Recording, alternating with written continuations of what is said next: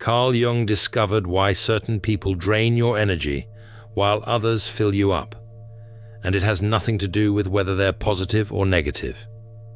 Jung identified a specific psychological mechanism that makes some individuals function as what I call energy vampires, and if you've ever felt exhausted after spending time with someone who seems perfectly nice, you're about to understand why. According to Jung's research, approximately 30% of people unconsciously operate as psychological parasites, not because they're bad people, but because they never developed what Jung called a complete self. They're walking around with a fragmented psyche that needs to borrow energy from others just to function. But here's what makes this discovery so powerful. Once you understand the psychological mechanics behind energy drainage, you can protect yourself without cutting people off or feeling guilty. Jung developed specific techniques for maintaining your energy while still engaging with these individuals. Because here's what Jung realized that changes everything about how you understand human relationships. The people who drain you aren't doing it consciously. They're operating from what Jung called the undifferentiated psyche, a psychological state where someone's sense of self is so incomplete that they must constantly extract validation, attention, and energy from others just to feel real. You've probably noticed this pattern. After spending an hour with certain people, you feel like you've run a marathon. Your body is tired, your mind is foggy, and you need hours alone just to recover. Meanwhile, they seem energized, almost glowing with vitality they didn't have before your conversation. Jung discovered this isn't coincidental. There's a specific psychological process happening during these interactions, and understanding it will completely transform how you navigate relationships. But first, we need to explore Jung's most disturbing discovery about human consciousness. Consider a case profile that illustrates this pattern perfectly. Jung documented working with a woman, let's call her Elizabeth, who complained that her friends always cancelled plans with her. Elizabeth couldn't understand why people seemed to enjoy her company initially, but gradually distanced themselves over time. She described herself as caring, interested in others, and always available to help. But during their sessions, Jung noticed something peculiar. After spending an hour with this patient, he felt inexplicably exhausted. Not the normal fatigue from concentrating on a patient's problems, but a bone-deep depletion that made him want to cancel his remaining appointments and go home to sleep. This shouldn't have happened. Jung had worked with patients experiencing far more severe psychological crises without feeling this level of exhaustion. This patient's problems weren't particularly complex or emotionally intense, yet somehow these sessions left Jung more drained than any others. Jung began paying closer attention to the psychological dynamics during their conversations. That's when he noticed the pattern. This woman asked constant questions, but never seemed satisfied with his answers. She sought advice, but rarely implemented it. She expressed emotions, but they felt strangely hollow, like she was performing feelings rather than experiencing them. Most revealing was what Jung called the unconscious demand. Beneath her friendly demeanor, Jung sensed an insatiable need, a psychological black hole that consumed attention, validation, and energy without ever feeling full. She wasn't consciously manipulating him, but her fragmented psyche was unconsciously extracting psychological sustenance from everyone around her.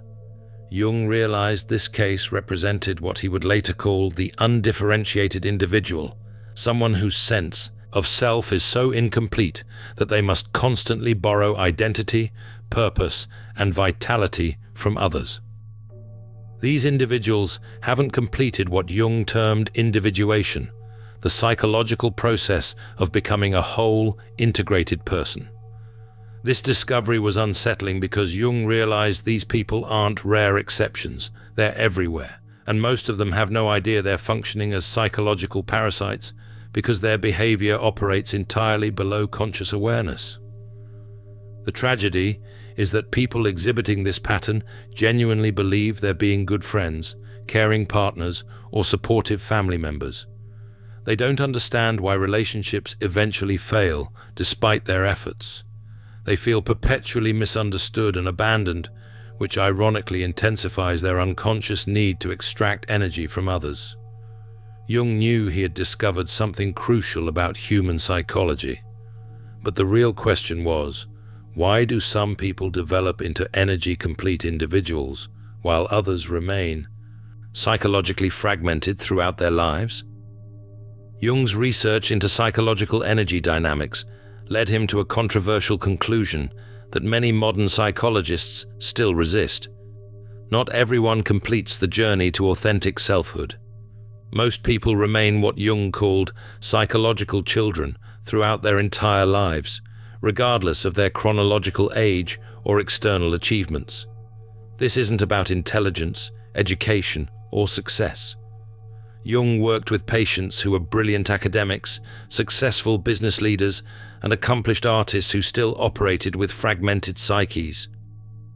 External achievement doesn't correlate with internal integration. Jung identified 4 specific ways the undifferentiated psyche manifests as energy drainage. The validation vampire. These individuals need constant affirmation that they're good, smart, attractive, or successful. Every conversation becomes an opportunity for them to fish for compliments. They ask questions but aren't listening to your answers. They're waiting for you to validate their pre-existing beliefs about themselves. Empaths aren't broken, they're alchemists in progress. The Alchemist's Path gives you drills, Jung-based boundaries, and 3 exclusive chapter videos to turn overwhelm into clarity. By Surreal Mind, 236-page downloadable ebook in stock. Begin now at thesurrealmind.com. Jung found that these people never developed what he called internal worth, so they must constantly extract it from external sources. Let's explore a narrative illustration of this dynamic. Consider Sarah, a composite character based on patterns Jung consistently observed. She would call her friend Maya multiple times daily, each call following the same script. Sarah would describe some minor interaction, then ask Maya to confirm she'd handled it correctly. Did she say the right thing at the meeting? Did she look okay in that outfit? Was she justified in feeling hurt by her partner's comment? Maya initially found these conversations endearing, evidence that Sarah valued her opinion. But after months of this pattern, Maya noticed something disturbing. No amount of reassurance ever satisfied Sarah. Maya could spend an hour affirming Sarah's choices, intelligence, and worth, and Sarah would call the next day needing the exact same reassurance about a different situation. Jung explained this as the broken mirror phenomenon. People who never developed internal self-worth must constantly see themselves reflected in others' eyes. But because the reflection is external rather than internal, it never solidifies into stable self-concept. They need endless validation because each instance of reassurance evaporates almost immediately. The emotional dumper. Jung identified a second type who uses others as psychological garbage disposals. These individuals haven't developed the capacity to process their own emotions, so they must externalize every feeling by dumping it onto someone else. They call this being honest or vulnerable, but Jung recognized it as emotional incontinence. We see this dynamic clearly in the story of Michael and David, a composite example based on patterns Jung documented. Every time something upset Michael, he immediately called his brother David to vent. A bad day at work, a frustrating traffic experience, an annoying interaction with a neighbor, Michael needed to externalize all of it. These weren't conversations seeking advice or perspective. Michael just needed someone to receive his emotional waste so he could feel relief. David noticed that these conversations always followed the same structure. Michael would describe his upset in exhaustive detail. David would offer sympathy and support. And Michael would feel better while David felt progressively worse. It was as if Michael's negative emotions were physically transferring into David's psyche. Jung discovered this happens because people like Michael never developed what he called emotional metabolism, the psychological capacity to process feelings internally. They experience emotions but can't integrate them, so they must expel them into someone else. The relief Michael felt after venting wasn't because he'd gained insight or processed the emotion. It was because he'd successfully transferred it into David's psychological system. The psychological mimic. Perhaps Jung's most fascinating discovery was the mimic pattern. These individuals have such weak sense of self that they unconsciously copy the energy, mannerisms, opinions, and even speech patterns of whoever they're with. They're human chameleons, but the copying isn't strategic or conscious. It's their psyche's desperate attempt to feel real by borrowing someone else's identity. Consider a case profile that Jung documented, a patient we'll call Thomas, who exemplified this pattern. This individual reported that people found him charming and easy to talk to, but he felt hollow inside, like he didn't have a real personality. During therapy sessions, Jung noticed that this patient would unconsciously mirror Jung's body language, adopt similar speech patterns, and even express opinions that aligned perfectly with whatever Jung had just said. The mechanism behind this pattern fascinated Jung. This patient wasn't manipulating or consciously imitating. His fragmented psyche was unconsciously absorbing aspects of Jung's identity to temporarily feel more solid and real. But this borrowed identity would dissipate within hours of leaving the session, leaving him feeling empty again. The mimics drain energy because authentic individuals must unconsciously restrict their natural expression to accommodate the mimic's copying. You find yourself feeling less vibrant, less yourself after spending time with mimics, because part of your psychological energy has been diverted to maintaining their borrowed sense of self. The crisis creator, the fourth type. Jung identified actually manufactures psychological emergencies to justify energy extraction.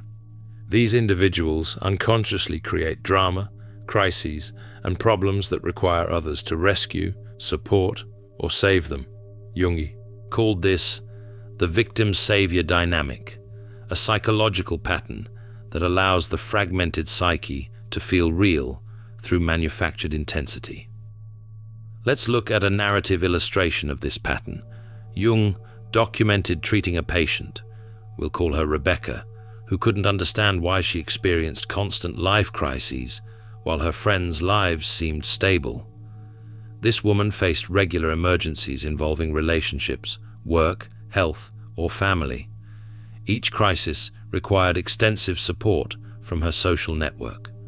What this patient didn't recognize was that her psyche was unconsciously creating these situations, not consciously or deliberately, but through a pattern of choices that generated chaos. The crises weren't happening to this person.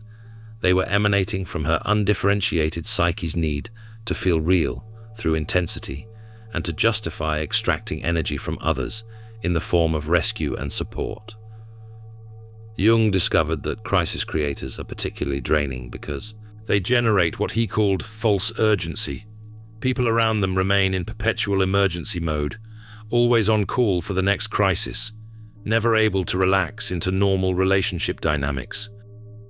But here's what Jung discovered that transforms this entire framework from disturbing observation to practical psychology. These patterns aren't permanent. The undifferentiated psyche can become integrated through what Jung called the individualization process. Energy vampires aren't doomed to remain that way forever. Jung found that people become psychological parasites for specific developmental reasons, usually involving childhood experiences where they learned that authentic selfhood wasn't safe or acceptable. Perhaps their parents only gave attention when they performed certain roles. Perhaps expressing genuine emotions resulted in punishment or abandonment. Perhaps they grew up in environments where having a strong sense of self was perceived as threatening or selfish. These early experiences taught them to fragment their psyche, to develop a false self that could navigate social dynamics while their authentic self remained buried and undeveloped. The problem is that this false self can't generate its own psychological energy. It must constantly extract energy from others because it's not connected to the deep source of vitality that comes from authentic selfhood. Consider how Jung's work with the patient we discussed earlier, Elizabeth, illustrates this transformation process. Jung documented working with this individual for 2 years, helping her recognize her patterns and begin the painful process of developing an integrated psyche. The work wasn't easy. This patient had to confront the reality that her entire way of relating to people was based on unconscious extraction rather than genuine exchange. She had to learn to sit with her own emotions rather than immediately dumping them onto others. She had to develop internal validation rather than constantly seeking external reassurance. She had to discover who she actually was beneath the false self she'd constructed to survive childhood. The transformation wasn't linear. There were periods where her old patterns intensified as her psyche resisted change. Jung called this the regression before progression, a necessary phase where the old identity system fights to maintain itself.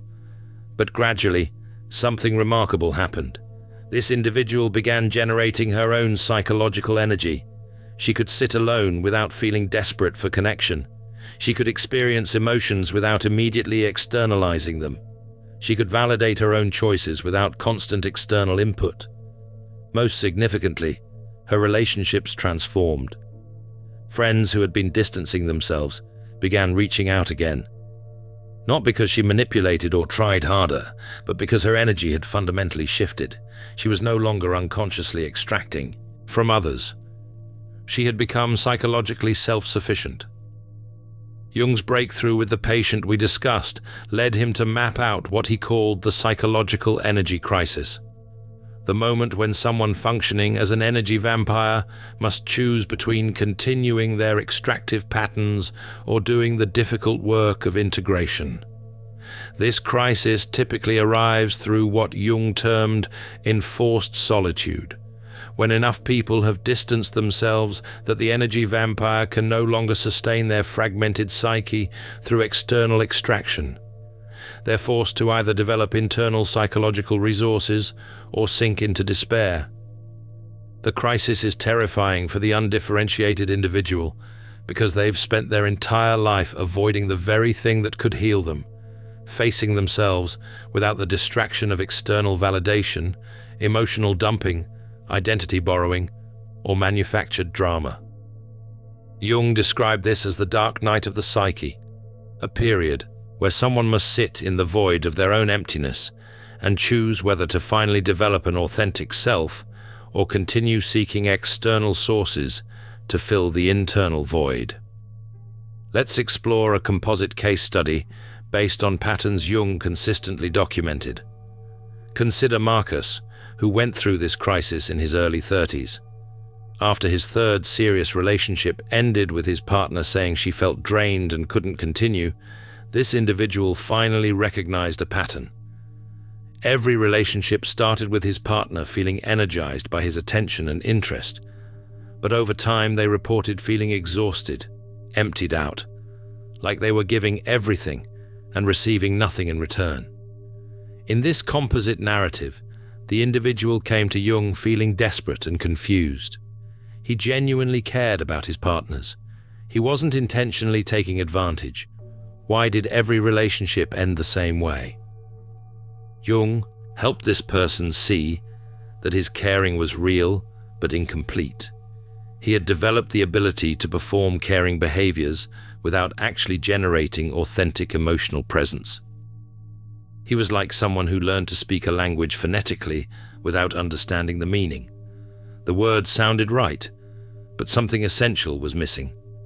The crisis for this individual involved recognizing that every relationship had been unconscious extraction disguised as mutual connection. He borrowed his partner's vitality, identity, and emotional energy while offering only the performance of reciprocity. His psyche was consuming theirs, while his conscious mind genuinely believed he was being a good partner. This recognition devastated him. It meant acknowledging that his entire relational history was built on unconscious parasitism. Jung knew this devastation was necessary. Without fully confronting the truth of his patterns, this person would simply refine his extraction techniques, rather than developing authentic selfhood. The darkest part of the crisis came when Jung told him he needed to stop dating entirely for at least a year. He had to develop the capacity to generate his own psychological energy before entering another relationship. Otherwise, he would simply repeat the pattern with more sophisticated camouflage. This individual initially resisted this prescription. A year alone felt impossible, but Jung explained that his resistance proved exactly why the solitude was necessary. His panic at the thought of being alone for a year revealed how completely dependent he was on extracting energy from others. Jung developed a specific protocol for transforming energy vampires into energy-complete individuals. He called it the integration intensive, a systematic process for developing authentic selfhood. The first phase involved what Jung termed the withdrawal. Like the patients we've discussed, individuals had to temporarily remove themselves from their normal social dynamics. Not forever, but long enough to stop unconsciously extracting energy from others and start developing internal resources. During withdrawal, patients experienced what Jung called the void confrontation. Without constant external stimulation, validation, and energy extraction, they faced the terrifying emptiness where their authentic self should have been. This emptiness felt unbearable initially. Patients reported panic, depression, and desperate urges to reconnect with anyone who might fill the void. Jung insisted they sit with these feelings without acting on them. This was the psychological equivalent of detoxing from a substance addiction. The fragmented psyche was addicted to external energy sources, and withdrawal produced genuine psychological withdrawal symptoms. The second phase involved what Jung called authentic feeling excavation. Patients had to learn to distinguish between real emotions and performed emotions. People who've operated as energy vampires for years often have no idea what they actually feel because they've spent so long performing feelings they think they should have, or mimicking others' emotions. Jung developed exercises where patients sat in silence and simply noticed what arose internally without judgment or performance. What do you actually feel right now? Not what you think you should feel, not what would be appropriate to feel, but what's actually present in your direct experience. This process was excruciating for many patients because it revealed how disconnected they'd become from their own inner life. Some realized they couldn't identify a single authentic emotion. Everything was either borrowed, performed, or manufactured to elicit specific responses from others. The third phase focused on what Jung called identity archaeology, excavating the buried authentic self beneath layers of false personality. Who are you when no one is watching? What do you want when there's no one to impress? What matters to you independent of others' opinions? These questions seemed simple, but proved devastatingly difficult for people who'd spent decades constructing false selves. Jung found that authentic identity emerges slowly, in fragments and glimpses, not through intellectual analysis, but through direct experience of what genuinely resonates versus what feels hollow. Returning to our composite case study, the individual we called Marcus spent 8 months in this intensive process. The first 3 months were agony. He felt like he was dying, like life had lost all meaning. Everything that previously felt real, his relationships, his goals, his entire sense of self, revealed itself as performance and extraction. But around month 4, something shifted. This person began experiencing moments of what Jung called authentic presence, brief periods, where he felt psychologically solid without needing external validation. These moments were quiet, almost boring compared to the intensity of his previous life, but they contained something he had never experienced: genuine, internal stability. By month 8, he had developed what Jung called the integrated psyche. He could generate his own psychological energy, validate his own experiences, feel his own emotions, and maintain his own sense of identity. He no longer needed to unconsciously extract these resources from others. When he finally started dating again, his relationships were fundamentally different. He could offer authentic emotional presence rather than performed caring. He could give energy to his partner rather than unconsciously taking it. The difference wasn't subtle. His new partner reported feeling energized rather than drained by their time together. Jung's research into psychological energy dynamics led him to a final insight that revolutionized his entire therapeutic approach. The goal isn't to identify and avoid energy vampires. The goal is to develop such strong internal energy generation that you're no longer vulnerable to extraction. Jung called this the sovereignty solution. When you've completed your own individualization process and developed an integrated psyche, you become largely immune to energy drainage. Not because energy vampires stop attempting extraction, but because you're generating surplus energy that can't be depleted by others' unconscious needs. Think of it like a bank account with massive passive income. Someone can take money from your account, but if you're generating more income than they can extract, the account continues growing. Your energy becomes self-replenishing rather than finite. Consider a narrative illustration Jung documented. He worked with patients like Claire, a composite profile based on observed patterns, who reported that after completing her own integration work, she could spend time with the same people who previously drained her without experiencing exhaustion, not because those people had changed, but because this individual was no longer unconsciously participating in the extraction dynamic. When someone attempted to unconsciously extract validation, she could offer appropriate support without depleting her internal resources. When someone tried to dump emotions onto her, she could witness their feelings with compassion while maintaining her own psychological boundaries. When someone attempted to borrow her identity or manufacture crisis, she could respond authentically without getting pulled into codependent patterns. The key insight was that energy extraction requires unconscious participation from both parties.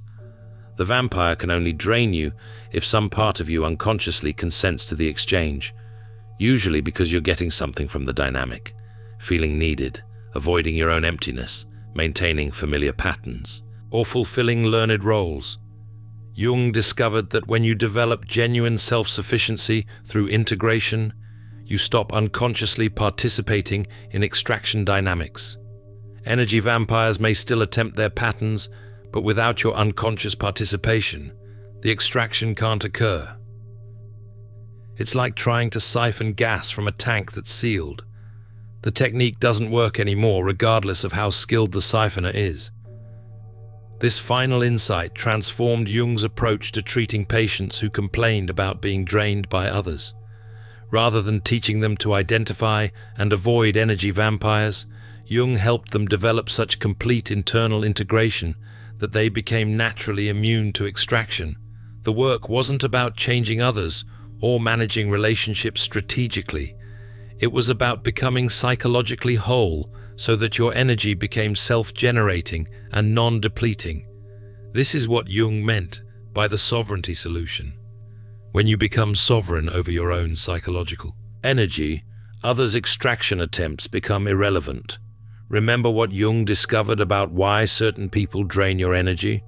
It's not because they're bad people or consciously manipulative. They're operating with fragmented psyches that never completed the individualization process. They unconsciously extract validation, emotional processing, identity, and vitality from others, because they can't generate these resources internally. But Jung's most important insight was this: you can't fix the energy vampires in your life, and you don't need to avoid them entirely. What you need is to complete your own integration so you're no longer vulnerable to extraction. The validation vampires can fish for compliments without depleting you when you've developed internal self-worth. The emotional dumpers can externalize their feelings without destabilizing you when you've learned to process your own emotions. The psychological mimics can copy your energy without diminishing you when your identity is solidly anchored internally. The crisis creators can manufacture drama without pulling you in when you've developed clear boundaries and authentic response patterns. This is Jung's final gift, the understanding that psychological sovereignty is the ultimate protection. When you've done the hard work of integration, of excavating your authentic self from beneath layers of conditioning and performance, of learning to generate your own validation, process your own emotions, and maintain your own identity, you become naturally immune to others' extraction patterns. The work isn't easy. It requires the withdrawal period, the void confrontation, the authentic feeling excavation, and the identity archaeology. It means sitting with profound discomfort as you discover how much of what you thought was you is actually borrowed, performed, or manufactured. But Jung promised that on the other side of this integration process lies something extraordinary: the experience of being psychologically whole, energy complete, and sovereign over your own internal resources. You stop needing to manage others' behavior because you've developed the internal capacity to generate everything you need. You're not trying to identify who's draining you or strategically avoid certain people. You're living from such psychological fullness that others' extraction attempts can't touch you. You have energy to share, not because you're forcing yourself to be generous, but because you've developed a self-replenishing source that naturally overflows. This is Jung's vision of psychological maturity, not managing others' patterns, but developing such complete internal integration that you become sovereign over your own energy, immune to extraction, and capable of authentic connection with anyone. Jung's framework for understanding psychological energy dynamics transforms how you navigate every relationship in your life. Instead of constantly monitoring who's draining you or trying to avoid energy vampires, you can focus on developing your own integration, completing your own individualization process, and becoming so psychologically whole that extraction becomes impossible. Remember, sovereignty is the solution. In The Alchemist's Path, perception training for empaths, you'll turn overwhelm into wisdom with practical drills, Jung-inspired boundaries, and step-by-step perception training. This guide includes 3 exclusive chapter videos to deepen each lesson. Written by Surreal Mind, 236 pages, beautifully designed 8.5 by 11 downloadable ebook, in stock now. Start your training today. Feel deeply while thinking clearly. Get The Alchemist's Path at thesurrealmind.com.